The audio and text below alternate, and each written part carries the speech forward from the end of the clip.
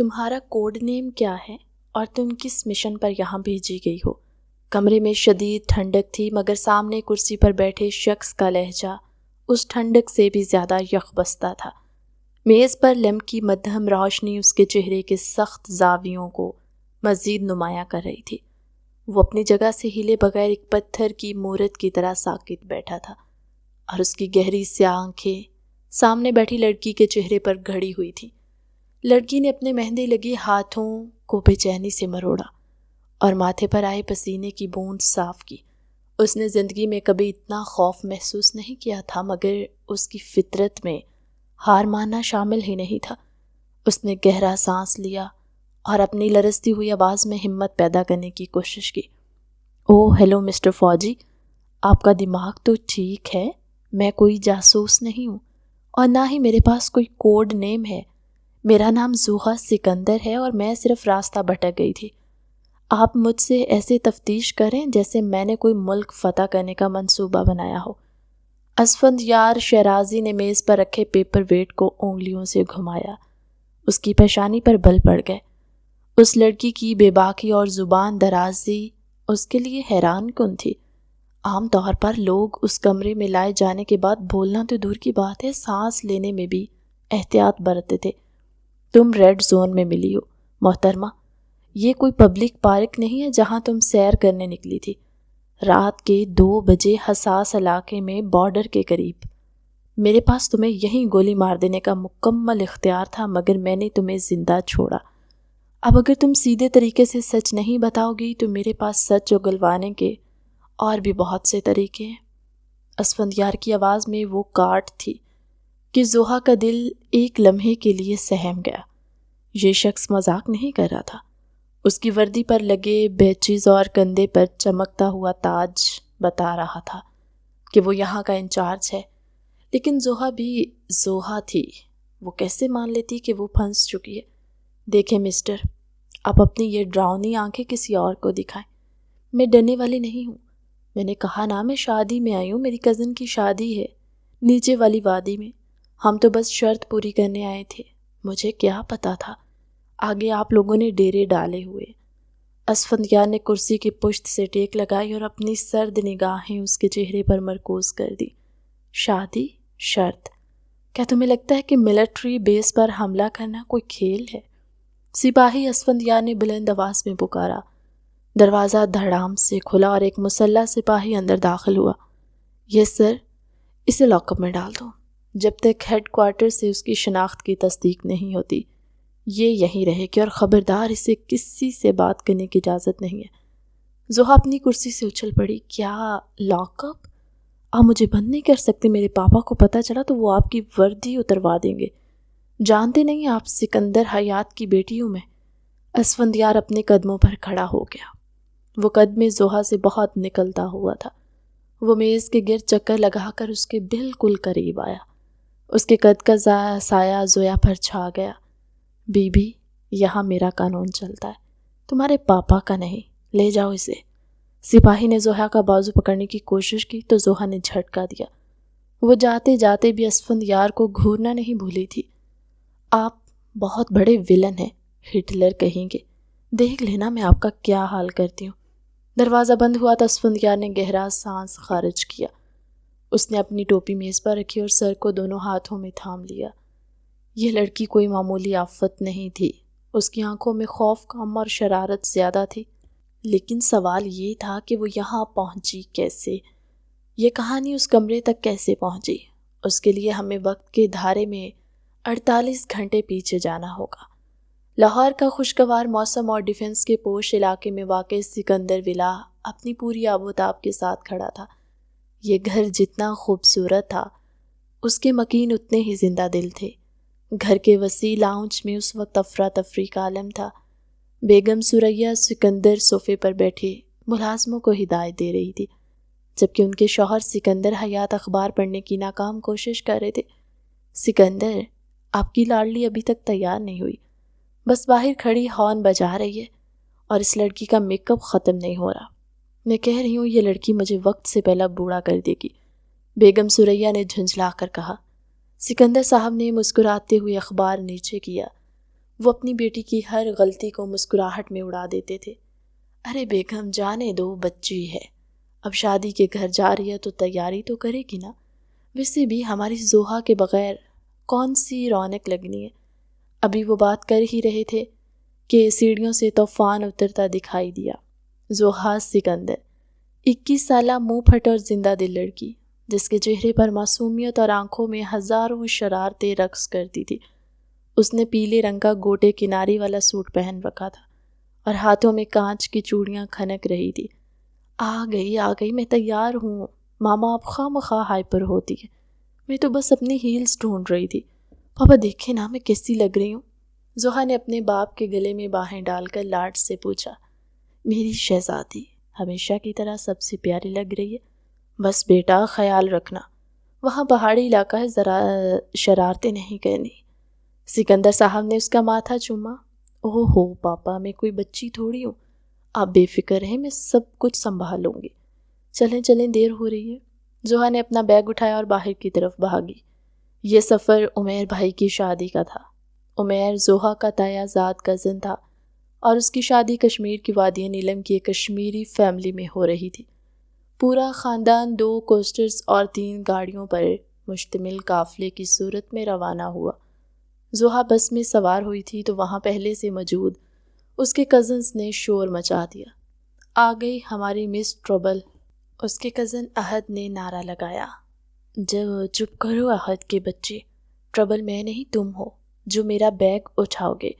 زوہا نے اپنا بھاری بیگ اس کی گود میں پھینکا اور ونڈو سیٹ پر قبضہ جما لیا۔ سفر شروع ہوا تو زوہا کی نان سٹاپ کمنٹری بھی شروع ہو گئی تھی۔ موٹر وے پر گاڑی دوڑ رہی تھی اور اندر گانوں کی آواز گونج رہی تھی۔ زوہا کبھی ڈرائیور کو فرمائش کرتی کہ تیز گانا لگاؤ، کبھی اپنی پھوپھو کو چھیڑتی اور کبھی کزنز کے ساتھ سیلفیاں لیتی۔ وہ اس پورے گروپ کی روح تھی۔ اسے خاموشی سے نفرت تھی اور سکون اس کے لغت میں شامل نہیں تھا۔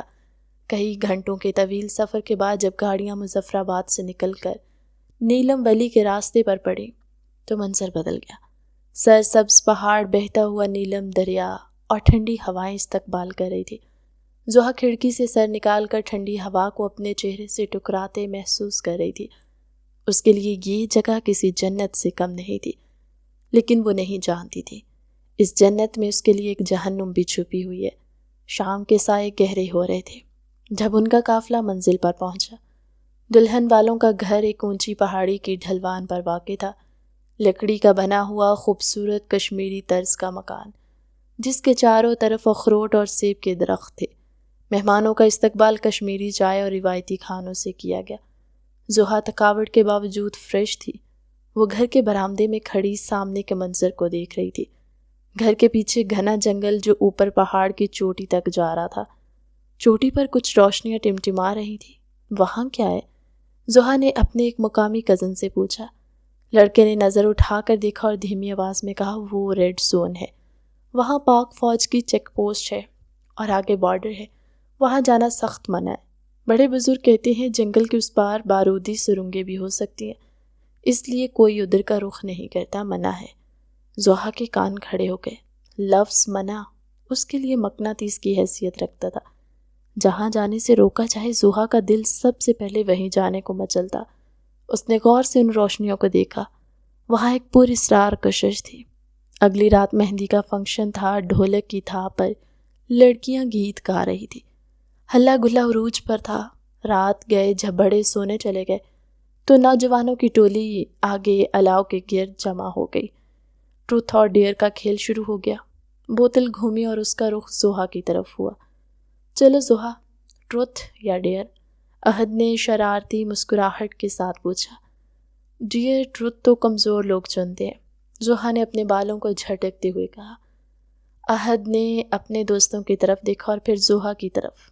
اسے زوہا کو چیلنج کرنے کا موقع مل گیا تھا۔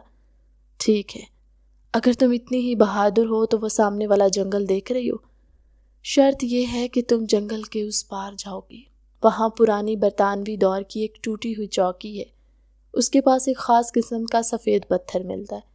تم وہ پتھر لے کر آؤ گی تاکہ ثابت ہو سکے کہ تم وہاں گئی تھی۔ سب لڑکے لڑکیاں دھم سادے زوہا کو دیکھنے لگے۔ یہ ایک مشکل اور خطرناک ٹاسک تھا۔ رات کا اندھیرا، جنگلی جانوروں کا ڈر اور پھر فوج کا ممنوعہ علاقہ۔ زحا کے ماتھے پر شکن تک نہ آئی۔ اس نے چیلنج قبول کرتے ہوئے آئی برو چکایا۔ بس اتنی سی بات، میں بھی چاہتی ہوں اور 10 منٹ میں وہ پتھر تمہارے ہاتھ میں ہوگا۔ پھر تم سب مان لینا کہ زحا سکندر کسی سے نہیں ڈرتی۔ رہنے دو زحا، ماموں نے منع کیا ہے ادھر جانے سے۔ اس کی کزن ہانیہ نے اسے روکنا چاہا۔ تم چپ کرو ہانیہ، میں کوئی چھوٹی بچی نہیں ہوں۔ زحا نے اپنے شال کندھوں پر درست کی، موبائل کی ٹارچ آن کی اور سب کے منع کرنے کے باوجود اندھیرے میں جنگل کی طرف بڑھ گئی۔ ہوا میں خنکی بڑھ گئی تھی، دیودار درختوں کے سائے بڑھ رہے تھے۔ زحا کا دل زور سے دھڑک رہا تھا، لیکن وہ اپنی انا کی خاطر پیچھے نہیں ہٹ سکتی تھی۔ وہ جھاڑیوں سے بچتی ہوئی اوپر کی طرف چڑھتی گئی۔ سناٹا اتنا تھا کہ اس کے اپنے قدموں کی آواز بھی اسے چونکا رہی تھی۔ اسے چلتے ہوئے کافی دیر ہو گئی۔ اندازے کے مطابق اب تک پرانی چوکی آ جانی چاہیے تھی، لیکن وہ راستہ بھٹک چکی تھی۔ گھپ اندھیرے میں سمت کا تعین کرنا مشکل ہو رہا تھا۔ اچانک اس کا پاؤں پھسلا اور وہ لڑکھڑا کر خاردار تاروں کے پاس جا گری۔ اس کی شال تاروں میں الجھ گئی۔ اوف اللہ، یہ تاریں کہاں سے آ گئی؟ اس نے بڑبڑاتے ہوئے اپنی شال چھڑانے کی کوشش کی۔ تبھی اس کی نظر سامنے لگی ایک تختی پر پڑی، جس پر لال رنگ سے لکھا تھا، خبردار، ممنوعہ علاقہ، دیکھتے ہی گولی مار دی جائے گی۔ زحا کے حلق میں کانٹے چبھنے لگے۔ یہ وہ جگہ نہیں تھی جہاں اسے آنا تھا۔ وہ واپسی کے لیے مڑی ہی تھی کہ اچانک جنگل کا سناٹا ایک زوردار آواز سے ٹوٹا۔ وہیں رک جاؤ، اپنے ہاتھ اوپر کرو۔ زحا سکتے میں آ گئی۔ اس سے پہلے وہ کچھ سمجھ پاتی، طاقتور سرچ لائٹس کا رخ اس کی طرف ہو گیا اور وہ روشنی کے سیلاب میں آنکھیں کھولنے کے قابل بھی نہ رہی۔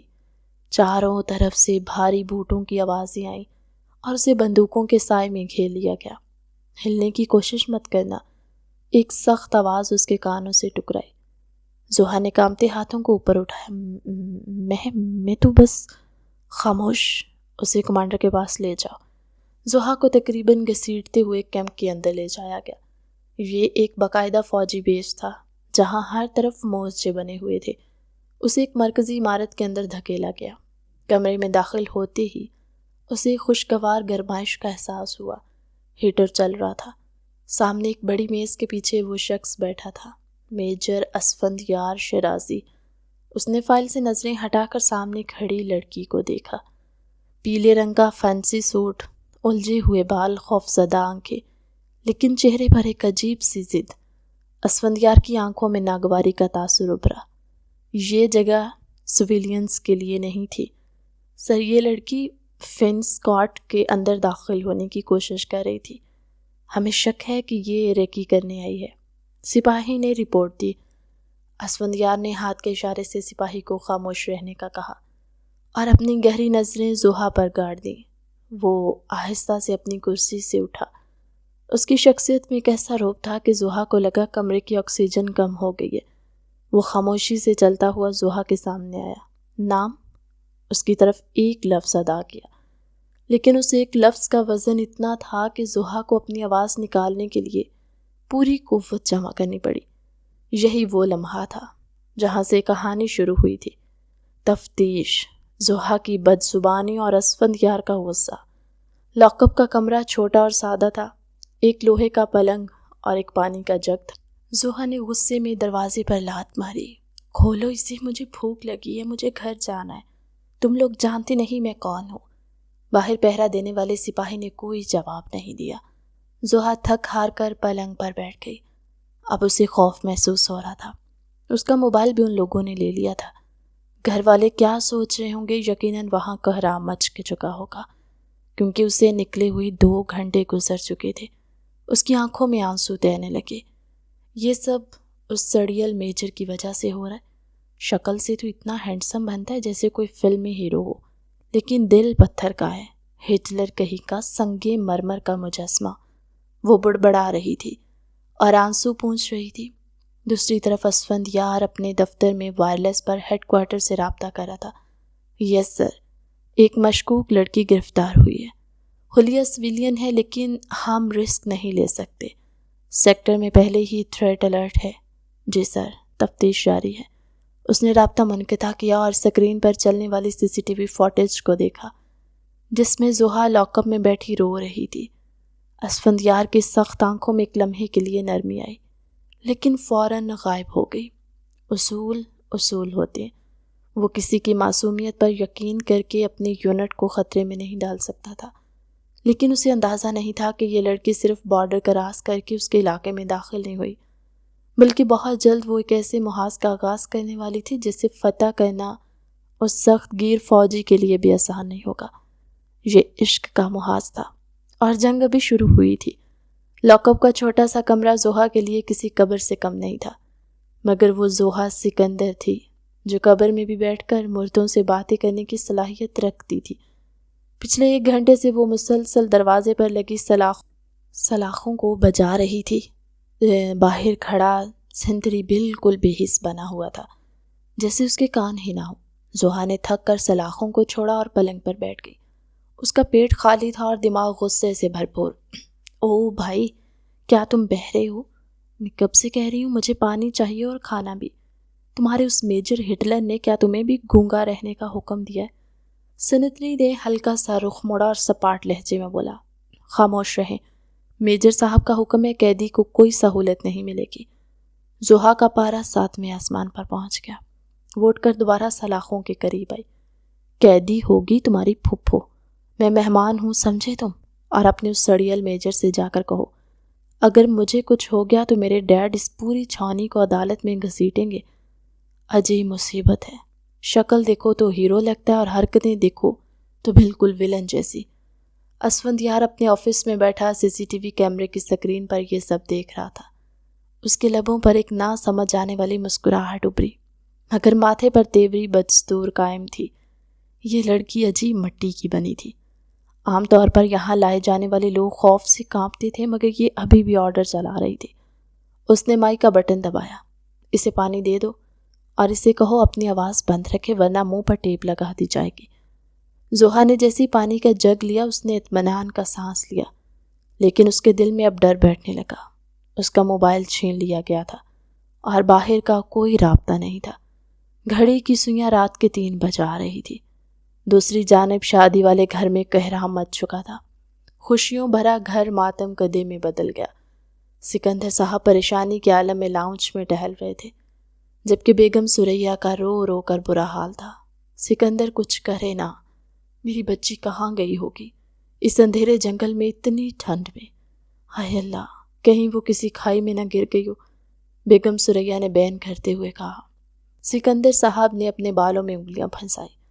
میں نے پولیس کو اطلاع دے دی ہے سریا، وہ کہہ رہے ہیں وہ علاقہ فوج کے انڈر آتا ہے، ہم وہاں سرچ آپریشن نہیں کر سکتے۔ صبح ہوتے میں خود جاؤں گا وہاں۔ میری شہزادی اکیلی کبھی کہیں نہیں گئی، پتہ نہیں کس حال میں ہوگی۔ احد اور باقی کزن شرمندہ سر جھکائے کھڑے تھے۔ انہیں اندازہ نہیں تھا ایک معمولی سی شرط اتنی بھیانک روپ اختیار کر لے گی۔ اچانک چھاونی کی فضا ایک تیز اور چبھتی ہوئی سائرن کی آواز سے گونج اٹھی۔ یہ خطرے کا سائرن تھا۔ اسفندیار جو ابھی اپنی کرسی پر نیم دراز ہوا تھا، جھٹکے سے اٹھ کھڑا ہوا۔ وائرلیس سیٹ پر پیغامات کا تانتا بن گیا۔ الرٹ الرٹ، سیکٹر 4 میں مشکوک نقل و حرکت دیکھی گئی ہے۔ انٹیلیجنس رپورٹ کے مطابق دہشت گردوں کا ایک گروپ باڑ عبور کر چکا ہے۔ ان کے ساتھ ایک خاتون سہولت کار بھی موجود ہے جو مقامی لباس میں ہے۔ اسفندیار کا خون کھول اٹھا، اس کی مٹھیاں بھیج گئی۔ خاتون سہولت کار، مقامی لباس۔ اس کا ذہن فوراً لاک اپ میں بند زحا کی طرف گیا۔ کیا وہ واقعی راستہ بھٹکی تھی یا یہ سب ایک سوچے سمجھے منصوبے کا حصہ تھا؟ اسفندیار نے اپنی ٹوپی سر پر رکھی اور تیزی سے کمرے سے باہر نکلا۔ اس کے قدموں کی دھمک بتا رہی تھی کہ اب وہ کوئی رعایت نہیں برتے گا۔ وہ آندھی اور طوفان کی طرح لاک اپ کی طرف بڑھا۔ سنتری نے اسے دیکھ کر زور سے سیلیوٹ مارا۔ اسفندیار نے دروازہ کھولنے کا اشارہ کیا۔ زحا جو اب دیوار سے ٹیک لگائے اونگ رہی تھی، دروازہ کھلنے کی آواز پر ہڑبڑا کر اٹھی۔ سامنے اسفندیار کھڑا تھا۔ اس بار اس کے چہرے پر وہ ٹھہراؤ نہیں تھا جو پہلے تھا، بلکہ ایک وحشت تھی۔ اس کی آنکھیں انگاروں کی طرح دہک رہی تھی۔ اسفندیار نے ایک ہی جھٹکے میں زحا کا بازو پکڑا اور اسے دیوار کے ساتھ لگا دیا۔ زحا کی سانس حلق میں اٹک گئی۔ اسفندیار کا چہرہ اس کے چہرے سے صرف چند انچ کے فاصلے پر تھا۔ وہ اس کی گرم سانسیں اپنے چہرے پر محسوس کر سکتی تھی۔ اب کھیل ختم لڑکی، سچ بتاؤ تم کون ہو، تمہارے ساتھی کہاں چھپے ہیں؟ اسفندیار کی آواز میں شیر جیسی دھاڑ تھی۔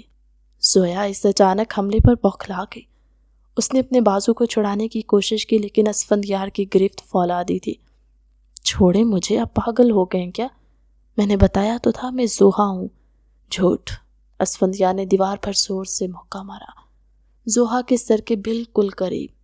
رپورٹ آ چکی ہے، تمہارے ساتھی بارڈر کراس کر چکے ہیں، تم یہاں میرا دھیان بٹانے آئی تھی۔ بتاؤ کہاں پلانٹ ہے؟ تم نے بارود؟ بولو ورنہ خدا کی قسم میں بھول جاؤں گا کہ تم ایک عورت ہو۔ زوہا کی برداشت جواب دے گئی۔ اسفندیار کی آنکھوں میں نظر آنے والی نفرت اور قتل کا تاثر اسے اندر تک توڑ گیا۔ اس کی آنکھوں سے آنسوں کا سیلاب امڑ آیا۔ وہ پھوٹ پھوٹ کر رو پڑی۔ میں کوئی دہشت گرد نہیں ہوں، خدا کے لیے یقین کریں، میں تو بس ایک شرط پوری کرنے آئی تھی۔ مجھے گھر جانا ہے، مجھے اپنی ماما کے پاس جانا ہے، آپ لوگ مجھے کیوں نہیں سمجھتے؟ باس کا رونا، اس کی ہچکیاں اور اس کی آواز میں موجود سچائی نے اسفندیار کو جھنجھوڑ دیا۔ اس نے زوہا کی آنکھوں میں دیکھا، وہاں خوف تھا، درد تھا، لیکن دھوکہ نہیں تھا۔ ایک ماہر فوجی ہونے کے ناطے وہ جھوٹ اور سچ کی پہچان رکھتا تھا۔ یہ لڑکی اداکاری نہیں کر رہی تھی۔ اسفندیار نے آہستہ سے اس کا بازو چھوڑ دیا۔ زوہا وہیں دیوار کے نیچے ٹیک لگا کے بیٹھ گئی اور گھٹنوں میں سر دے کر رونے لگی۔ تبھی اسفندیار کا وائرلیس بجا۔ میجر اسفندیار، ہیڈ کوارٹر سے حکم ہے کہ مشکوک لڑکی کو فوری طور پر بیس کیمپ کی سینٹرل جیل منتقل کیا جائے۔ انٹیلیجنس والے خود اس سے تفتیش کریں گے۔ گاڑی روانہ کی جا رہی ہے۔ اسفندیار کے پیروں تلے سے زمین نکل گئی۔ سینٹرل جیل، وہاں کا ماحول، سخت تفتیش، اور پھر اس لڑکی کی عزت۔ اگر یہ ایک بار وہاں چلی گئی تو میڈیا میں خبر لیک ہو جائے گی، اس کے خاندان کی بدنامی ہوگی اور وہ اس صدمے کو برداشت نہیں کر پائے گی۔ وہ جانتا تھا انٹیلیجنس کی تفتیش کتنی بے رحم ہوتی ہے۔ زوہا نے جیل کا لفظ سن لیا تھا۔ وہ خوف سے اٹھ کھڑی ہوئی۔ اس کا رنگ سفید پڑ گیا۔ جیل نہیں، میں جیل نہیں جاؤں گی، پلیز مجھے بچا لے، میں قسم کھاتی ہوں میں نے کچھ نہیں کیا۔ وہ اسفندیار کے قریب آئی اور بے اختیار اس کی قمیض کا بازو پکڑ لیا۔ یہ ایک ڈوبتے ہوئے کو تنکے کا سہارا تھا۔ اسفندیار نے اس کی انگلیوں کو اپنی آستین پر کانپتے ہوئے دیکھا۔ باہر سائرن ابھی بھی بج رہے تھے۔ حملہ کسی بھی وقت ہو سکتا تھا۔ اسے یہاں رکھنا بھی خطرہ تھا اور باہر بھیجنا بھی تباہی۔ سر، گاڑی 5 منٹ میں پہنچ رہی ہے۔ باہر سے سنتری کی آواز آئی۔ اسفندیار ایک عجیب کشمکش میں تھا۔ اس کا فرض کہتا تھا کہ آرڈر مانے، لیکن اس کا ضمیر اور اس کی مردانگی اسے ایک معصوم لڑکی کو بھیڑیوں کے آگے پھینکنے سے روک رہی تھی۔ اس نے زوہا کو دیکھا جو اب خوف سے کانپ رہی تھی۔ میرے پاس ایک راستہ ہے، اسفندیار نے فیصلہ کن لہجے میں کہا۔ زوہا نے امید بھری نظروں سے اسے دیکھا۔ کیا؟ میں کچھ بھی کروں گی، بس مجھے جیل مت بھیجے۔ اسفندیار اس کے قریب آیا۔ اس کی آنکھوں میں ایک عجیب سی سنجیدگی تھی۔ تمہیں جیل جانے سے صرف ایک چیز بچا سکتی ہے، وہ یہ کہ تم میری ذمہ داری بن جاؤ، قانونی طور پر۔ زوہا کو سمجھ نہیں آئی۔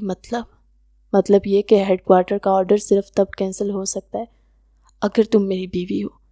آرمی کے قانون کے مطابق اگر کوئی خاتون کسی آفیسر کی بیگم ہو تو اسے براہ راست حراست میں نہیں لیا جا سکتا جب تک ٹھوس ثبوت نہ ہو۔ میں تمہیں اپنے کوارٹر میں رکھ سکتا ہوں، محفوظ، ورنہ اگلے 10 منٹ میں تم جیل کی گاڑی میں ہوگی۔ زوہا کو لگا جیسے کسی نے اس کے سر پر ہتھوڑا مارا ہو۔ نکاح؟ آپ سے؟ لیکن میں تو آپ کو جانتی بھی نہیں، یہ کیسے ممکن ہے؟ سوچنے کا وقت نہیں ہے زوہا سکندر۔ اسفندیار نے اپنی کلائی گھڑی پر نظر ڈالی۔ گاڑی گیٹ پر پہنچنے والی ہے، فیصلہ تمہارا ہے۔ جیل کی کوٹڑی اور بدنامی، یا پھر میرا نام اور حفاظت۔ یہ صرف ایک کاغذی کارروائی ہوگی جب تک حالات ٹھیک نہیں ہوتے اور میں تمہیں تمہارے گھر نہیں پہنچا دیتا۔ زوہا کا دماغ معاف ہو چکا تھا، اور ایک طرف اندھی کھائی تھی اور دوسری طرف کنواں۔ باہر گاڑی کے ہارن کی آواز آئی۔ وہ آواز زوہا کے دل پر ہتھوڑے کی طرح لگی۔ اسے اپنے والدین کا چہرہ یاد آیا، اپنی عزت کا خیال آیا۔ اس نے بھیگی آنکھوں سے اسفندیار کو دیکھا، وہ شخص جو کچھ دیر پہلے اسے راکش لگ رہا تھا اب وہی واحد مسیحا نظر آ رہا تھا۔ ٹھیک ہے، اس کی آواز بامشکل نکلی، مجھے منظور ہے۔ اسفندیار نے فوراً سینیٹری کو بلایا، یونٹ کے خطیب صاحب کو بلاؤ اور 2 گواہوں کو۔ ایمرجنسی ہے۔ رات کے اس پہر جب باہر موت کا رقص جاری تھا اور سائرن کی آوازیں فضا میں گونج رہی تھی، ایک چھوٹے سے بنکر نما کمرے میں ایک عجیب و غریب نکاح ہونے جا رہا تھا۔ خطیب صاحب بھی اتنی رات کے طلب کیے جانے پر حیران تھے، لیکن میجر کا حکم تھا۔ زحا نے سر پر وہی شال اوڑھی تھی جو تاروں میں پھنس کر پھٹ گئی تھی۔ اسفندیار نے اپنی فوجی جیکٹ اسے پہنا دی کیونکہ وہ سردی سے کانپ رہی تھی۔ کیا آپ کو زحا سکندر بنت سکندر حیات حق مہر شرعی سکہ رائج الوقت میجر اسفندیار شیرازی کے نکاح میں قبول ہیں؟ زحا کے ہونٹ کپ کپ آئے۔ اسے لگا وہ کوئی خواب دیکھ رہی ہے۔ قبول ہے۔ اس کی آواز اتنی دھیمی تھی کہ بمشکل سنی گئی۔ اسفندیار شیرازی، کیا آپ کو قبول ہے؟ اسفندیار نے زحا کی جھکی ہوئی پلکوں اور لرزتے ہوئے وجود کو دیکھا۔ اس نے گہری نظر اس پر ڈالی جیسے وہ اس ذمہ داری کا بوجھ اپنے کندھوں پر محسوس کر رہا۔ قبول ہے۔ اس کی بھاری اور پر اعتماد آواز کمرے میں گونجی۔ دعا کے لیے ہاتھ اٹھے۔ زحا کے آنسو اس کے ہاتھوں پر گر رہے تھے۔ اسے یقین نہیں آ رہا تھا کہ وہ ایک شرط پوری کرنے نکلی تھی اور زندگی کی سب سے بڑی بازی ہار کر یا شاید جیت کر واپس جا رہی تھی۔ نکاح نامے پر دستخط کرتے وقت زحا کے ہاتھ کانپ رہے تھے۔ اسفندیار نے خاموشی سے اپنا قلم اس کی طرف بڑھایا۔ اس کی انگلیاں ایک لمحے کے لیے ٹکرائیں۔ ایک عجیب سا کرنٹ تھا جس نے دونوں کو چونکا دیا۔ مبارک ہو سر۔ خطیب صاحب اور گواہوں نے مبارکباد دی اور چلے گئے۔ کمرے میں اب وہ دونوں اکیلے تھے۔ باہر شور تھم چکا تھا لیکن اندر ایک نئی خاموشی نے جنم لیا۔ اسفندیار نے دروازے کی چٹخنے لگائی اور زحا کی طرف مڑا۔ زحا بھی کرسی پر سمٹی بیٹھی تھی۔ اٹھو، اسفندیار نے کہا، اب تم لاک اپ میں نہیں رہو گی، میرے ساتھ میرے کوارٹر چلو۔ زحا نے سہم کر اسے دیکھا۔ کیا یہ ضروری ہے؟ اسفندیار کے چہرے پر تھکاوٹ تھی مگر آنکھوں میں ایک نئی چمک۔ بہت ضروری ہے، کیونکہ اب تم قیدی نمبر 402 نہیں، مسز اسفند شیرازی ہو اور میری بیوی جیل میں نہیں رہتی۔ اس نے اپنا ہاتھ زحا کی طرف بڑھایا۔ زحا نے ایک لمحے کے توقف کے بعد اپنا کانپتا ہوا ہاتھ اس کے مضبوط ہاتھ میں دے دیا۔ اسفندیار کی گرفت سخت لیکن محفوظ تھی۔ وہ اسے لے کر باہر نکلا۔ ٹھنڈی ہوا نے ان کا استقبال کیا۔ آسمان پر تارے چمک رہے تھے، بالکل اسی طرح جیسے ان کی قسمت ایک نئی کروٹ لے رہی تھی۔ رات کا آخری پہر اپنی پوری آب و تاب کے ساتھ چھپائے ہوتے۔ باہر وادی میں ہوائیں چیخ رہی تھی جیسے کسی اندیکھے طوفان کا پیش خیمہ ہو۔ اسفندیار شیرازی کے کوارٹر کا بھاری آہنی دروازہ ایک زوردار آواز کے ساتھ بند ہوا تو کمرے میں موجود سناٹا مزید گہرا ہو گیا۔ یہ ایک فوجی بنکر نما کمرہ تھا جہاں ضرورت کی ہر چیز موجود تھی مگر آرائش کے نام پر کچھ نہ تھا۔ دیواریں سپاٹ تھی۔ ایک کونے میں ہیٹر اپنی مدھم سرخی مائل روشنی بکھیر رہا تھا جس سے کمرے میں ایک پراسرار سا نیم تاریک ماحول بن گیا۔ زحا دروازے کے پاس ہی کھڑی رہ گئی۔ اس کے پیروں میں جیسے جان نہیں رہی۔ ابھی کچھ دیر پہلے تک وہ ایک آزاد پنچھی تھی اور اب وہ ایک اجنبی شخص کے قید میں، جسے دنیا میجر اسفندیار کہتی تھی، مگر اب کاغذ کے ایک ٹکڑے نے اسے اس کا شوہر بنا دیا تھا۔ اسفندیار نے اطمینان سے اپنی جیکٹ اتاری اور اسے کرسی کی پشت پر لٹکا دیا۔ اس کے چہرے پر تھکاوٹ کے آثار تھے مگر اس کی آنکھوں کی چمک پہلے سے زیادہ تیز تھی۔ وہ مڑا اور اس نے زحا کو دیکھا جو ابھی تک دیوار سے چپکی کھڑی تھی، جیسے دیوار میں جذب ہو جانا چاہتی ہو۔ وہ دھیرے دھیرے چلتا اس کے قریب آیا۔ اس کے بھاری بوٹوں کی آواز لکڑی کے فرش پر ایک ردھم پیدا کری تھی جو زحا کے دل کی دھڑکنوں کے ساتھ ہم آہنگی ہو رہی تھی۔ یہاں کیوں کھڑی ہو مسز اسفندیار؟ اسفندیار کی آواز میں ایک عجیب سی کھنک تھی جو پہلے کبھی نہیں تھی۔ یہ لہجہ آرڈر دینے والا نہیں بلکہ حق جتانے والا تھا۔ زحا نے سہم کر نظریں اٹھائیں۔ اسفندیار اس کے بالکل سامنے کھڑا تھا، اتنا قریب کہ اس کے وجود کی گرمائش زحا تک پہنچ رہی تھی۔ مجھے ڈر لگ رہا ہے، زحا کی آواز بمشکل اس کے گلے سے نکلی۔ کس سے؟ مجھ سے یا باہر کے حالات سے؟ اسفندیار نے ایک قدم اور آگے بڑھایا۔ اب ان کے درمیان فاصلہ برائے نام رہ گیا تھا۔ دونوں سے، زحا نے سچ بول دیا۔ وہ اس شخص کی قربت سے گھبرا رہی تھی جس کی شخصیت کسی پہاڑ کی طرح سخت اور اٹل تھی۔ اسفندیار کے لبوں پر ایک دلکش مگر مختصر مسکراہٹ ابھری۔ اس نے اپنا ہاتھ بڑھایا اور زحا کے ٹھنڈے یخ گالوں کو اپنی انگلیوں کے پوروں سے چھوا۔ زحا کو لگا جیسے کسی نے جلتا ہوا انگارہ رکھ دیا، مگر اس تپش میں جلن نہیں، سکون تھا۔ مجھ سے ڈرنے کی ضرورت نہیں ہے زحا، کیونکہ اب تم میری پناہ میں ہو، اور باہر کی دنیا کی جرأت نہیں کہ وہ اسفند یار شیرازی کی ملکیت کی طرف آنکھ اٹھا کر بھی دیکھ سکے۔ اس نے اچانک زحا کو کمر سے تھام کر اپنی طرف کھینچا۔ زحا کا نازک وجود اس کے آہنی سینے سے جا ٹکرایا۔ اس کے منہ سے ایک ہلکی سی سسکی نکلی اور اس نے اپنے دونوں ہاتھ اسفندیار کے کندھوں پر رکھ دیے۔ یہ پہلا لمس تھا جو انتہائی غیر متوقع اور شدید تھا۔ اسفندیار کی گرفت سخت تھی، جیسے وہ اسے یقین دلا رہا ہو کہ وہ اب کہیں نہیں جا سکتی۔ زحا کی سانسیں اسفندیار کی گردن سے ٹکرا رہی تھی۔ کمرے کی نیم تاریکی میں ان دونوں کی قربت نے ایک عجیب سا نشہ گھول دیا۔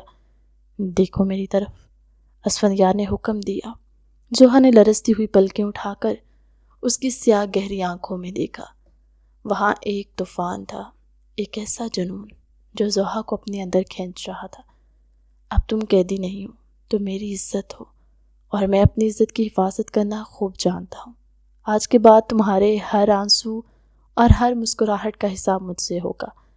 اسفندیار کا لہجہ دھیما مگر انتہائی پر اثر تھا۔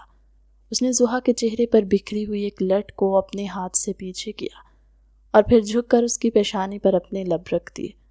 یہ بوسہ مختصر تھا مگر اس میں صدیوں کا وعدہ چھپا تھا۔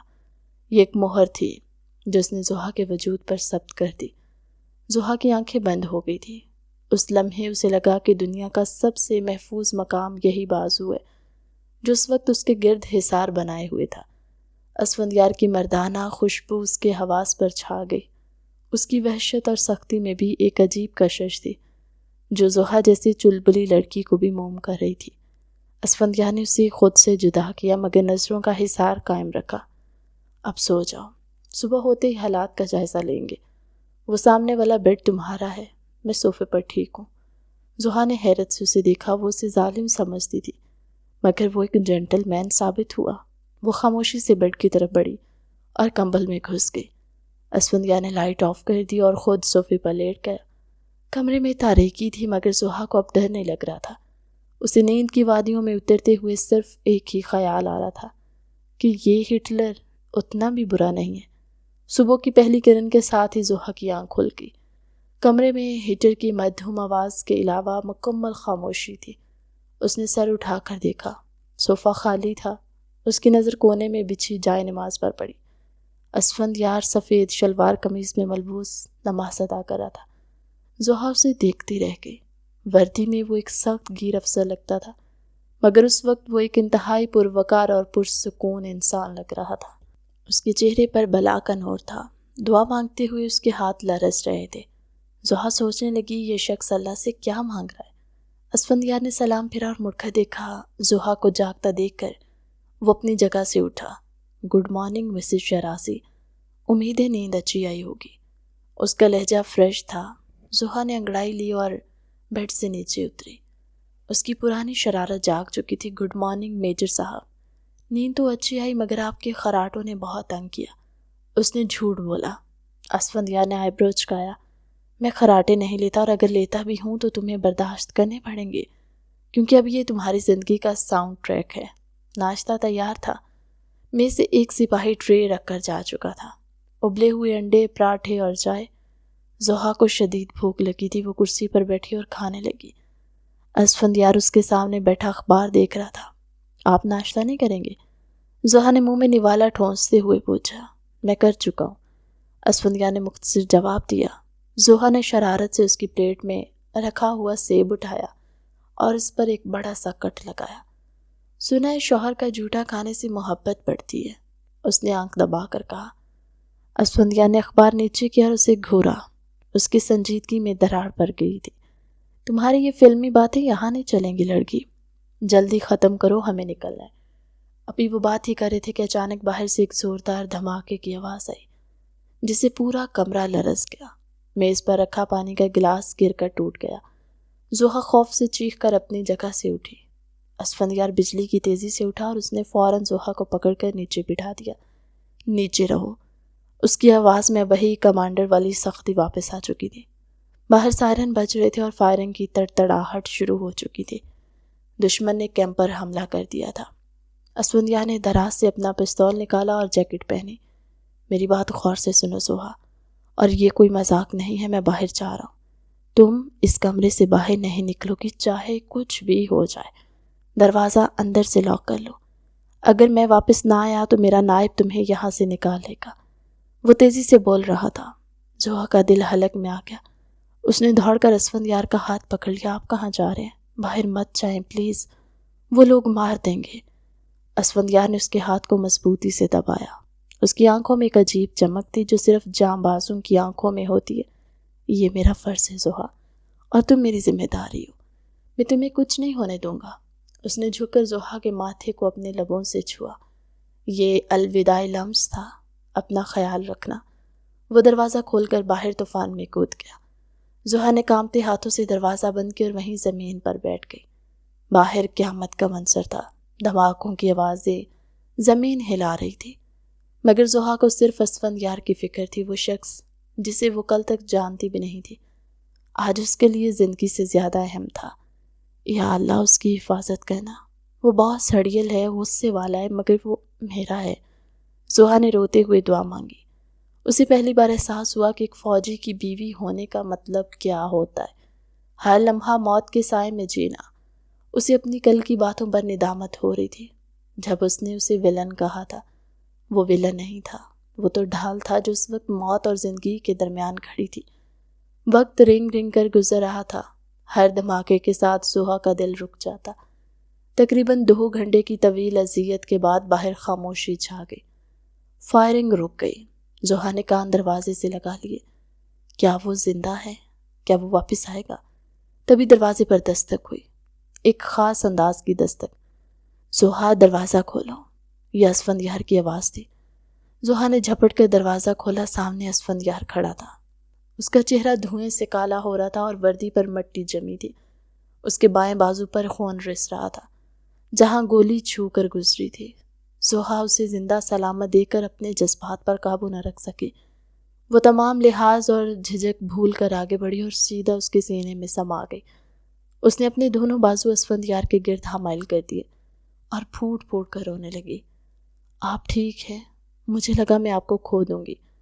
اب بہت برے ہیں، مجھے اکیلا چھوڑ کر کیوں چلے گئے؟ وہ اس کی قمیص کو اپنی مٹھیوں میں بینچ رہی تھی۔ اسفندیار اس اچانک رد عمل پر پہلے تو ہکا بکا رہ گیا، مگر پھر اس کے لبوں پر ایک آسودہ مسکراہٹ پھیل گئی۔ اس نے اپنے زخمی بازو کی پرواہ کیے بغیر زحا کو اپنے حصار میں لیا۔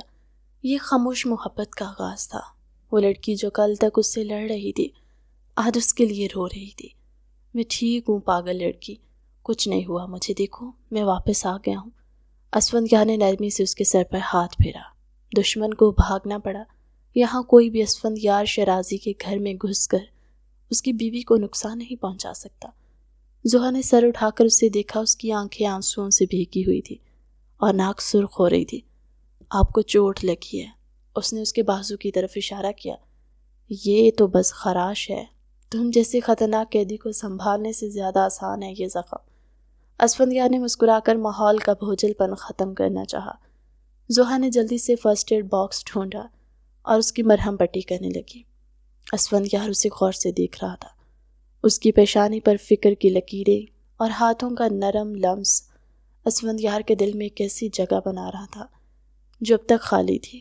حالات اب کنٹرول میں ہیں۔ ہیڈ کوارٹر سے کلیئرنس مل گئی ہے، ہمیں نکلنا ہوگا، تمہارے گھر والے پریشان ہوں گے۔ اسفندیار نے سنجیدگی سے کہا۔ زحا کا ہاتھ رک گیا۔ گھر والے؟ اسے یاد آیا کہ وہ ایک دنیا چھوڑ کر آئی تھی۔ وہ لوگ کیا سوچیں گے؟ میں ایک رات غائب رہی ہوں، پاپا تو مر ہی جائیں گے۔ تمہارے پاپا کو جواب دینا میرا کام ہے، تم بس مجھ پر بھروسہ رکھو۔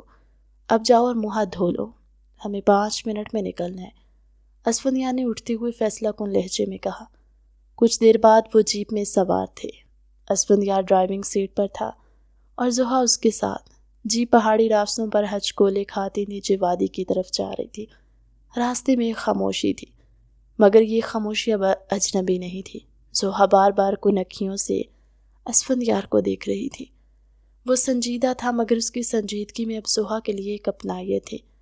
کل رات جب وہ اس راستے پر آئی تھی تو وہ صرف ایک ضدی لڑکی تھی، مگر آج واپسی پر وہ کسی کی عزت اور کسی کی محبت کا ایمانت دار بن چکی تھی۔ جیپ ایک موڑ مڑی اور سامنے وہ گھر نظر آنے لگا جہاں شادی کی گہما گہمی اب سوگ میں بدل چکی تھی۔ گیٹ کے باہر گاڑیوں کا ہجوم تھا، لوگ جمع تھے، تیار ہو۔ اسفندیار نے گاڑی روک کر زوہا کی طرف دیکھا۔ زوہا نے اس بات میں سر ہلایا، اس کا دل زور زور سے دھڑک رہا تھا، مگر جب اسفندیار نے اس کا ہاتھ اپنے ہاتھ میں تھاما، اسے لگا وہ پوری دنیا کا مقابلہ کر سکتی ہے۔ چلو، اسفند نے کہا اور جیپ کا دروازہ کھول دیا۔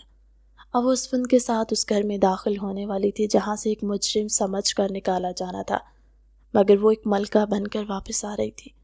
لیکن وہ نہیں جانتی تھی کہ اصل جنگ تو اب شروع ہوگی۔ خاندان کا رد عمل اور سماج کے سوالات وہ گولیاں تھیں جن کا سامنا اسے بغیر کسی بلٹ پروف جیکٹ کے کرنا تھا۔ جیپ کا بھاری دروازہ کھلا اور ایک انتہائی باروب قداور فوجی افسر باہر نکلا۔ اس کی وردی پر لگی دھول اور چہرے کی سنجیدگی بتا رہی تھی وہ کسی محاذ سے لوٹ آئے۔ اس نے گھوم کر دوسری طرف کا دروازہ کھولا۔ زوہا نیچے اتری، اس کے بال بکھرے ہوئے تھے، آنکھیں سوجی ہوئی اور کاندھے پر ایک بڑی سی مردانہ فوجی جیکٹ جھول رہی تھی، لیکن وہ اپنے پیروں پر کھڑی تھی۔ زوہا! بیگم سریا ننگے پاؤں دیوانے وار دوڑی اور اپنی بیٹی کو سینے سے لگا لیا۔ ماں بیٹی کے رونے کی آواز نے سب کے دل ہلا دیے۔ سکندر صاحب بھی لڑکھڑاتے قدموں سے آگے بڑھے، ان کا چہرہ یقین اور بے یقینی کی کیفیت میں تھا۔ زوہا کو ماں کے حصار سے نکلنے کے بعد جب ہوش آیا تو اس نے دیکھا پورا خاندان انہیں گھیرے کھڑا تھا اور سب کی نظریں اس اجنبی فوجی افسر پر ہیں جو انتہائی اطمینان اور اعتماد کے ساتھ زوہا کے بالکل پیچھے ایک محافظ کی طرح کھڑا تھا۔ سکندر صاحب نے نم آنکھوں سے بیٹی کا ماتھا چوما اور پھر سوالیہ بلکہ جارحانہ نظروں سے اسفندیار کو دیکھا۔ ان کی رگوں میں باپ کا غصہ جاگ اٹھا تھا۔ یہ سب کیا ہے؟ تم کون ہو؟ اور میری بیٹی تمہارے ساتھ اس حلیے میں کیا کر رہی ہے؟ اسفندیار نے ادب سے سر جھکایا، پھر سر اٹھا کر سیدھا سکندر صاحب کی آنکھوں میں دیکھا۔ اس کی نظر میں چوری نہیں تھی، بلکہ ایک ایسا ٹھہراؤ تھا جو صرف سچ بولنے والوں میں ہوتا ہے۔ میرا نام میجر اسفند شیرازی ہے، میں سیکٹر کا انچارج ہوں۔ اس نے ایک لمحے کا توقف کیا، پھر اپنا دایاں ہاتھ بڑھا کر زویا کا ہاتھ تھام لیا۔ یہ عمل اتنا اچانک اور پر اعتماد تھا کہ سب کی آنکھیں پھٹی کی پھٹی رہ گئی۔ اور زوہا اب میری بیوی ہے۔ یہ جملہ کسی بم دھماکے سے کم نہیں تھا۔ سکندر صاحب کا چہرہ غصے سے تمتما اٹھا۔ وہ آگے بڑھے اور اسفندیار کا گریبان پکڑنے ہی والے تھے کہ رک گئے۔ کیا بکواس ہے یہ بیوی! تم نے میری بیٹی کو اغوا کیا، اس کی مجبوری کا فائدہ اٹھایا۔ میں تمہیں چھوڑوں گا نہیں، میں تمہارا کورٹ مارشل کروا دوں گا۔ اسفندیار نے زوہا کے ٹھنڈے پڑتے ہاتھ پر اپنی گرفت مضبوط کی، جیسے اسے اپنی طاقت منتقل کر رہا۔ اس نے سکندر صاحب کے غصے کا جواب انتہائی نرمی لیکن کاٹ دار لہجے میں دیا۔ انکل جذبات سے آنے سے پہلے حقیقت جان لے۔ حالات کچھ ایسے تھے کہ زوہا کی عزت، اس کی جان اور اس خاندان کی آبرو بچانے کے لیے مجھے یہ فیصلہ کرنا پڑا۔ یہ کوئی اغوا نہیں تھا، بلکہ ایک ہنگامی مجبوری تھی جسے ہم نے اللہ کے نام پر ایک مقدس رشتے میں بدل دیا۔ میں نے اسے اپنی پناہ دی، قید نہیں۔ اب یہ میری ذمہ داری ہے اور شیرازی خاندان کی عزت۔ زوہا نے روتے ہوئے سسکیاں لیتے باپ کو بتایا کیسے وہ راستہ بھٹک گئی، کیسے اسے جیل بھیجنے کے احکامات آئے اور کیسے اسفندیار نے اپنی نوکری اور اصول داؤ پر لگا کر اسے بچایا۔ اسفند کی عظمت اور زوہا کی سچائی نے سکندر صاحب کے غصے کو پانی کر دیا۔ خاندان کے بزرگوں نے سر جوڑ لیے۔ فیصلہ ہوا کہ چونکہ نکاح ہو چکا ہے اور گواہ موجود ہے، لہٰذا عزت اسی میں ہے کہ رخصتی کر دی جائے اور اسے اسفند کے ساتھ بھیج دیا جائے۔ سفر طویل اور تھکا دینے والا تھا، لیکن زوہا کے دل میں اب ایک الگ ہی طوفان تھا۔ اسفند کا بھائی گھر، شیرازی حویلی، شہر سے کچھ فاصلے پر اپنی قدیم شان و شوکت اور دبدبے کے ساتھ کھڑا تھا۔ یہ عمارت بالکل اسفندیار جیسی تھی، مضبوط، خاموش اور پراسرار۔ پورچ میں گاڑی رکی تو ملازموں کی قطار استقبال کے لیے موجود تھی۔ اسفندیار نے گاڑی سے اتر کر زوہا کے لیے دروازہ کھولا۔ زحا جو اب بھی اسی شلوار قمیض اور اسفند کی جیکٹ میں ملبوس جھجکتے ہوئے باہر نکلی۔ لاؤنج میں سناٹا تھا۔ مرکزی صوفے پر ایک باوقار خاتون بیگم جہاں آرا انتہائی سنجیدگی سے بیٹھی۔ وہ اسفندیار کی ماں اور اس خاندان کے سربراہ تھے۔ ان کی شخصیت میں ایسا روپ تھا کہ اچھے بھلے انسان کا سانس خشک ہو جائے۔ اسفندیار زحا کو لے کر ان کے سامنے آیا۔ السلام علیکم امی۔ بیگم جہاں آرا نے جواب دینے کے بجائے اپنی عقابی نظروں سے زحا کا جائزہ لیا، سر سے پاؤں تک۔ ان کی آنکھوں میں واضح ناپسندیدگی تھی۔ تو یہ ہے وہ لڑکی جس کے لیے تم نے برسوں پرانے اصول توڑ دیے؟ جی امی، یہ زحا اسفندیار شیرازی ہے۔ اسفند کا لہجہ مؤدبانہ مگر ہٹل تھا۔ بیگم جہاں آرا نے ایک سر داہ بری، بہت چھوٹی اور نادان لگ رہی ہے۔ ہمارے خاندان کی بہوئیں ایسی نہیں ہوتی اسفندیار، یہ تو ایک بچی ہے، اسے تو خود کو سنبھالنا نہیں آتا، یہ شیرازی خاندان کی ذمہ داریاں کیا اٹھائے گی؟ تم نے جذبات میں آ کر فیصلہ تو کر لیا، لیکن یہ لڑکی اس حویلی کے لیے مس فٹ ہے۔ زحا کا دل بجھ سا گیا۔ وہ بھی کچھ بولنے ہی والی تھی کہ اسفند نے اسے آنکھوں سے منع کر دیا۔ اس نے ماں کے سامنے نظریں جھکا کر کہا، وقت کے ساتھ سب سیکھ جائے گی امی۔ ہیرا کان سے نکلتا ہے تو اسے تراشنا پڑتا ہے، فی الحال یہ تھکی ہوئی ہے، اسے آرام کی ضرورت ہے۔ اسفند نے زحا کا بازو تھاما اور اسے سیڑھیوں کی طرف لے گیا۔ رات کا پچھلا پہر تھا۔ اسفند کا بیڈ روم حویلی کے سب سے اوپری حصے میں تھا، وسیع، ہوادار اور انتہائی نفاست سے سجا ہوا۔ دیواروں پر گہرے رنگ کا پینٹ تھا اور فرنیچر قدیم لکڑی کا بنا ہوا تھا۔ کمرے میں صرف بیڈ سائڈ لیمپ چل رہا تھا، جس کی سنہری روشنی نے محال کو رومانوی بنا دیا۔ زحا فریش ہو کر سفید رنگ کے سوٹ میں ملبوس ڈریسنگ ٹیبل کے سامنے کھڑی اپنے گیلے بالوں میں برش پھیر رہی تھی۔ وہ شیشے میں اپنا عکس دیکھ رہی تھی، لیکن اس کا دھیان دروازے کی طرف تھا۔ دروازہ لاک ہونے کی آواز آئی۔ زحا کا دل دھک سے رہ گیا۔ اسفندیار اندر داخل ہوا۔ اس نے یونیفارم اتار دیا اور اب وہ سیاہ رنگ کے کرتا شلوار میں ملبوس تھا۔ اس لباس میں اس کی وجاہت اور مردانہ کشش دگنی تھی۔ وہ سیدھا چلتا زحا کے پیچھے آیا۔ شیشے میں دونوں کی نظریں ملی۔ اسفندیار کی آنکھوں میں اب وہ کمانڈر والا سخت تاثر نہیں تھا، بلکہ ایک شوہر کی وارفتگی تھی۔ اس نے آہستہ سے زحا کے ہاتھ سے برش لیا اور میز پر رکھ دیا۔ پھر اس نے اپنے دونوں ہاتھ زحا کے کاندھوں پر رکھے اور اسے شیشے میں مخاطب کیا، بہت تھک گئی ہو مسز اسفند۔ اس کی آواز سرگوشی کی صورت میں زحا کے کانوں سے ٹکرائی۔ اس کی گرم سانسیں زحا کی گردن کو چھو رہی تھی، جس سے زحا کے جسم میں سنسنی دوڑ گئی۔ زحا نے نظریں جھکا لی۔ آپ کی امی مجھے پسند نہیں کرتی، وہ سمجھتی ہیں میں غلطی ہوں۔ اس کی آواز میں دکھ تھا۔ اسفند نے اسے نرمی سے کندھوں سے پکڑ کر اپنی طرف گھما لیا۔ اب وہ دونوں آمنے سامنے تھے۔ اسفندیار نے اپنا ہاتھ بڑھایا اور انگلی کی پور سے زحا کی تھوڑی کو اوپر اٹھایا۔ امی کو چھوڑو زحا، تمہیں کس نے پسند کیا ہے یہ زیادہ اہم ہے، اور جیسے اسفندیار شیرازی اپنی پسند کہہ دے پھر پوری دنیا کی ناپسندیدگی کوئی معنی نہیں رکھتی۔ آپ تو ہٹلر ہیں، آپ کو کیا پتا پسند ناپسند کا، آپ تو بس آرڈر چلاتے ہیں۔ زحا نے دھیمی آواز میں اسے چھیڑنے کی کوشش کی، حالانکہ اس کا دل سینے سے باہر آنے کو بےتاب تھا۔ اسفندیار کے لبوں پر ایک دلکش مسکراہٹ ابھری۔ اس نے اچانک زحا کے کمر میں ہاتھ ڈال کر اسے ایک جھٹکے سے اپنے قریب کیا۔ زحا کا نازک وجود اس کے آہنی سینے سے جا ٹکرایا۔ ہٹلر جب عاشق بنتا ہے تو بہت خطرناک ہوتا ہے زحا بیگم، اور اب تمہیں اندازہ ہوگا ایک فوجی کس طرح سے اپنے محاذ کو فتح کرتا ہے۔ اسفند کی نظریں زحا کے لبوں پر جم گئی۔ زحا کے لب کپ کپا رہے تھے۔ اسفند نے جھک کر بغیر کوئی بات کیے زحا کے لبوں کو اپنی تحویل میں لے لیا۔ یہ بوسہ شدت سے بھرپور، پیاسا اور جنونی۔ زحا نے مزاحمت کرنے کے بجائے اپنی انگلیاں اسفندیار کے گھنے بالوں میں الجھا دی۔ اسفند نے اسے اپنی باہوں میں اٹھا لیا اور بستر کی طرف بڑھا۔ بہت بولتی ہو تم، لیکن آج رات صرف میں بولوں گا اور تم سنو گی۔ اس نے اسے بستر پر لٹایا اور خود اس کے اوپر جھک گیا۔ کمرے کی تنہائی میں سانسوں کا شور بڑھ گیا۔ اسفند کا ہر لمس زحا کے وجود پر ایک مہر ثبت کر رہا تھا۔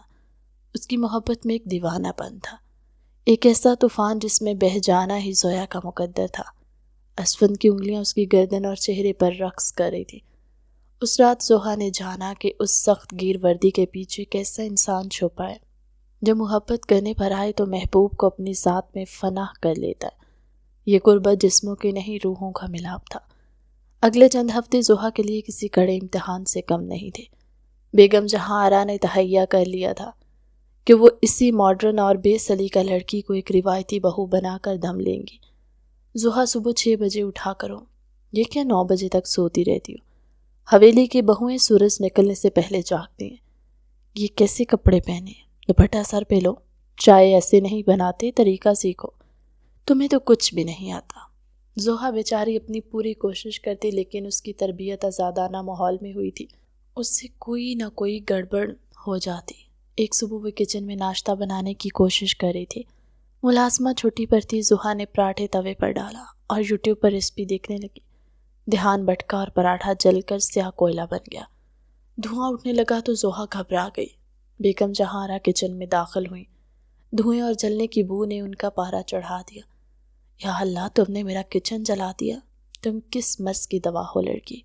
تم سے ایک روٹی نہیں پکتی، میرا بیٹا اور یہ گھر کیسے سنبھالو گے؟ تم صرف شرارتیں کر سکتی ہو، ذمہ داری تمہارے بس کا روک نہیں ہے۔ زوہا کی آنکھوں میں آنسو آ گئے۔ وہ شرمندگی سے سر جھکائے کھڑی تھی کہ اچانک اسفند وہاں آیا۔ وہ صبح کی جاگنگ سے واپس آیا تھا، ٹریک سوٹ میں ملبوس، پسینے میں شرابور۔ اس نے کچن کا حال دیکھا، جلا ہوا پراٹھا دیکھا اور پھر اپنی ماں کا غصہ اور زوہا کے آنسو۔ وہ خاموشی سے زوہا کے پاس گیا، اس کا ہاتھ پکڑا اور جلنے کا نشان چیک کیا۔ ہاتھ تو نہیں جلا؟ اس کے لہجے میں صرف فکر تھی، کوئی سرزنش نہیں، بس پراٹھا جل گیا۔ زوہا نے ہچکی لیتے ہوئے کہا۔ اسفند نے ماں کی طرف دیکھا اور نرمی مگر مضبوطی سے کہا، امی یہ پراٹھا میں کھا لوں گا، اور پلیز آئندہ آپ اسے کچن کے کاموں کے لیے تنگ نہیں کریں گے۔ مجھے باورچی نہیں بیوی چاہیے، اور اگر مجھے بھوک لگی تو میں خود بنا لوں گا۔ تم اس کی حمایت کر رہے ہو اسفند یار؟ یہ سر چڑھا دے گی اس گھر کا نظام۔ بیگم جہاں آرا نے حیرت اور غصے سے کہا۔ اسفند نے زوہا کے کندھے پر ہاتھ رکھا اور سب کے سامنے ملازموں کی موجودگی میں اعلان کیا، یہ جیسی بھی ہے میری پسند ہے، اس کی نادانی مجھے اچھی لگتی ہے، پلیز اسے تبدیل کرنے کی کوشش نہ کریں۔ میں اسے زوہا ہی دیکھنا چاہتا ہوں، کوئی مثالی کٹ پتلی نہیں۔ اگر یہ روٹی نہیں پکا سکتی تو کوئی مسئلہ نہیں، لیکن اس کی آنکھوں میں آنسو مجھ سے برداشت نہیں ہے۔ زوہا نے حیرت اور بے پناہ محبت سے اپنے شوہر کو دیکھا۔ اس کی حمایت نے اس کے دل میں اسفندیار کا مقام اتنا اونچا کر دیا کہ کوئی وہاں پہنچ ہی نہیں سکتا۔ وہ اس کا محافظ تھا ہر محاذ پر، لیکن محبت کی راہ میں رکاوٹیں نہ ہوں تو کہانی مکمل نہیں ہوتی۔ اسفندیار کی کزن رملہ، جو بچپن سے اسفند کی منگیتر بننے کے خواب بن رہی تھی، اس شادی کو ہضم نہیں کر پا رہی تھی۔ اسے زوہا کی خوشی ایک آنکھ نہیں بھاتی۔ اس شام زوہا لان میں اکیلی بیٹھی چائے پی رہی تھی، رملہ اس کے پاس آئی اور مصنوعی ہمدردی جتاتے ہوئے بیٹھ گئی۔ زوہا، تم واقعی بہت خوش قسمت ہو، اسفند یار بھائی نے تم پر کتنا بڑا احسان کیا۔ احسان؟ زوہا چونکی۔ کیسا احسان؟ رملہ نے ایک زہریلی مسکراہٹ کے ساتھ کہا، ہاں اور کیا، وہ تو تمہیں جیل جانے سے بچانے کے لیے نکاح کر بیٹھے۔ خاندان میں سب جانتے کہ یہ شادی صرف ایک ریسکیو مشن تھا، ورنہ کہاں اسفند یار شرازی اور کہاں تم۔ وہ تو ترس کھا گئے تمہاری حالت پر۔ محبت تو برابر والوں میں ہوتی ہے نا، مجبوری کے رشتوں میں نہیں۔ تم نے کبھی غور کیا وہ تمہیں ہمیشہ پروٹیکٹ کرتے ہیں، پیار نہیں کرتے۔ یہ ذمہ داری ہے زوہا، عشق نہیں۔ رملہ کے الفاظ پگھلے ہوئے شیشے کی طرح زوہا کے کانوں میں اتر گئے۔ اسے اپنی وہ رات یاد آئی، واقعی اسفندیار نے یہی کہا تھا کہ یہ ایک ڈیل ہے، کاغذی کاروائی۔ زوہا کے دل میں چھپا احساس کمتری جاگ اٹھا۔ اسے لگا اسفند اس کے ساتھ جو وقت گزارتا ہے، جو قربت ان کے درمیان ہے، وہ سب صرف اس کا فرض ہے، ہمدردی ہے۔ اس غلط فہمی نے زوہا کو اندر سے توڑ کر رکھ دیا۔ اس نے اسفندیار سے بات کرنا کم کر دی۔ راتوں کو وہ اس کی طرف پیٹ کر کے سو جاتی۔ جب اسفندیار اسے چھونے کی کوشش کرتا تو وہ بہانہ بنا کر دور ہو جاتی۔ اسفند پریشان تھا لیکن زوہا کچھ بتانے کو تیار نہیں تھی۔ بات بڑھتے بڑھتے یہاں تک پہنچی کہ زوہا ایک دن لڑ کر ناراض ہو کر لاہور اپنے والدین کے گھر آ گئی۔ اسفند پاگل ہو گیا۔ اسے سمجھ نہیں آ رہی تھی کہ ہنستی کھیلتی زندگی کو اچانک کس کی نظر لگی۔ وہ 2 دن بھی صبر نہ کر سکا اور طوفانی رفتار سے ڈرائیو کرتا لاہور پہنچا۔ زوہا اپنے کمرے میں بستر پر اوندے منہ لیٹی رو رہی تھی جب دروازہ زور سے کھلا۔ اسفند آندھی کی طرح داخل ہوا۔ اس کی آنکھیں سرخ تھی، بال بکھرے ہوئے تھے اور چہرے پر شدید غصہ اور تھکاوٹ تھی۔ اس نے زوہا کو بازو سے پکڑ کر کھڑا کیا اور گھسیٹتے ہوئے دیوار کے ساتھ لگا دیا۔ مسئلہ کیا ہے تمہارا زوہا؟ کیوں بھاگی ہو تم وہاں سے؟ میرا فون نہیں اٹھا رہی، مجھے اگنور کر رہی ہو، مجھے پاگل کر کے خود یہاں سے سکون سے بیٹھی ہو۔ زوہا نے جھٹکے سے اپنا بازو چھڑایا اور چیخ پڑی، مجھے آپ کے ساتھ نہیں رہنا، مجھے آپ کی ہمدردی نہیں چاہیے۔ آپ نے مجھ پر احسان کیا تھا نا، میری عزت بچائی تھی، ٹھیک ہے، آپ کا احسان چکا دیا میں نے، اب مجھے طلاق دے دیں، آزاد کر دے۔ خود کو اس بوجھ سے، مجھے کسی کی طرز بھری محبت نہیں چاہیے، طلاق۔ اسفند نے دانت پیسے، اس کا ضبط ٹوٹ گیا۔ اس نے زوہا کے دونوں کاندھے جھکڑ لیے اور اسے زور سے جھنجھوڑا۔ ہمدردی؟ احسان؟ تم پاگل ہو گئی ہو لڑکی، دماغ خراب ہو گیا تمہارا۔ اس نے زوہا کے چہرے کو اپنے ہاتھوں میں جکڑ لیا۔ میں نے اس رات اصول توڑے تھے، اپنا کریئر داؤ پر لگایا تھا، اپنی جان خطرے میں ڈالی تھی، ہمدردی کے لیے نہیں۔ تمہیں کیا لگتا ہے میں سوشل ورکر ہوں؟ تو پھر کیوں کیا یہ سب؟ زوہا نے روتے ہوئے اس کے سینے پر مکے برسائے۔ کیونکہ تم میری نس نس میں اتر گئی تھی، کیونکہ مجھے تم سے عشق ہو گیا تھا، شدت والا، جنون والا۔ تم بوجھ نہیں ہو، تم میری ضرورت ہو، میری سانسیں تم سے چلتی ہیں۔ اسفند یار شرازی کسی کے لیے نہیں جھکتا، لیکن تمہارے لیے میں ٹوٹ گیا۔ تمہیں کیا لگتا ہے میں ہر کسی کے لیے یوں تڑپتا ہوں؟ وہ رملہ بکواس کرتی اور تم اس کی باتوں میں آ گئی۔ اسفند کا سانس پھول رہا تھا، اس کا یہ اعتراف، یہ جنون زوہا کے لیے سب کچھ تھا۔ وہ ایک دم خاموش ہو گئی۔ اس کی آنکھوں سے آنسو بہہ رہے تھے، لیکن یہ اب خوشی کے آنسو تھے۔ اسفند نے اپنا ماتھا اس کے ماتھے سے ٹکا دیا۔ دونوں کی سانسیں ایک ہو رہی تھی۔ دوبارہ کبھی مجھ سے دور جانے کی بات مت کرنا زوہا، ورنہ میں دنیا جلا دوں گا۔ میں تمہیں کہیں نہیں جانے دوں گا، کبھی نہیں۔ تم میری ہو، صرف میری۔ زوہا نے روتے ہوئے اپنے بازو اس کے گلے میں ڈال دیے۔ I love you ہٹلر، مجھے لگا آپ صرف فرض نبھا رہے ہیں۔ اسفند یار نے اسے بینچ لیا اتنا زور سے کہ زوہا کو سانس لینا مشکل ہو گیا۔ I love you more miss trouble, یہ فرض نہیں، یہ قرض ہے تمہاری محبت کا جو میں ساری زندگی اتارتا رہوں گا۔ اس نے جھک کر ایک طویل بوسہ اس کے ماتھے پر دیا، جس نے سارے شکوے مٹا دیے۔ اس تمام واقعات کو 1 سال گزر چکا تھا۔ لاہور کی ایک خنک اور دھند آلود شام، اسفند یار اور زوہا سکندر ولا سے نکل کر کسی پارٹی میں جانے کے لیے تیار تھے۔ اسفند یار اپنی بلیک شیروانی میں انتہائی وجیح اور باروب لگ رہا تھا، جبکہ زوہا سرخ رنگ کی بنارسی ساڑی میں قیامت ڈھا رہی تھی۔ اس کے چہرے پر ممتا کا نور تھا۔ وہ گاڑی میں بیٹھے اسفند یار نے گاڑی سٹارٹ کی اور ایک نظر اپنی بیوی پر ڈالی، جو گاڑی کے شیشے میں اپنے بال درست کر رہی تھی۔ میجر صاحب، آج تو آپ بالکل فلمی ہیرو لگ رہے ہیں، کہیں کوئی اور لڑکی اغوا نہ کر لیجیے، زوہا نے شرارت سے کہا اور اپنا ہاتھ اس کے بازو پر رکھا۔ اسفند نے مسکرا کر اس کا ہاتھ تھام لیا، اپنی انگلیوں کو اس کی انگلیوں میں پیوست کیا اور پھر اسے اپنے ہونٹوں سے لگایا۔ میرا دل اور میری قید خانے کی جگہ پہلے ہی فل ہے بیگم، اب وہاں کسی اور کے لیے کوئی گنجائش نہیں، چاہے کوئی حور ہی کیوں نہ آ جائے۔ اچھا جی، تو پھر ہمارے آنے والے جونیئر کمانڈر کا کیا بنے گا؟ اس کے لیے جگہ نہیں ہے؟ زوہا نے اپنے پیٹ پر ہاتھ رکھتے ہوئے مسکرا کر پوچھا۔ اسفند یار نے گاڑی کی رفتار دھیمی کی۔ اس کی آنکھوں میں ایک ایسی نرمی چمک آئی جو صرف ایک باپ کی آنکھوں میں ہو سکتی ہے۔ اس نے زوہا کے پیٹ پر اپنا ہاتھ رکھا۔ وہ تو ہماری محبت کا گواہ ہوگا، عشق کے اس محاذ پر وہ ہماری سب سے بڑی اور خوبصورت فتح ہوگا، وہ اسفند شرازی کی جان کا بھی مالک ہوگا۔ زوہا نے سر اس کے کندھے پر رکھ دیا۔ اور میں؟ تم اسفند شرازی کی جان ہو زوہا۔ گاڑی دھند میں غائب ہو گئی، لیکن ان کی ہنسی، ان کی محبت کی داستان اور ان کے آنے والے کل کی امید فضا میں بکھر گئی۔ عشق کا محاذ اب فتح ہو چکا تھا، جنگ ختم ہو چکی تھی اور وہاں اب صرف سکون، جنون اور ابدی محبت کا راج تھا۔ کہانی کیسی لگی؟ کمنٹ سیکشن میں اپنی قیمتی رائے کا اظہار ضرور کیا کرے۔ آپ کا یہ فیڈ بیک ہمارے لیے بہت ضروری ہوتا ہے۔ ملتے ہیں ایک نئی کہانی کے ساتھ اگلی ویڈیو میں، تب تک کے لیے اللہ حافظ۔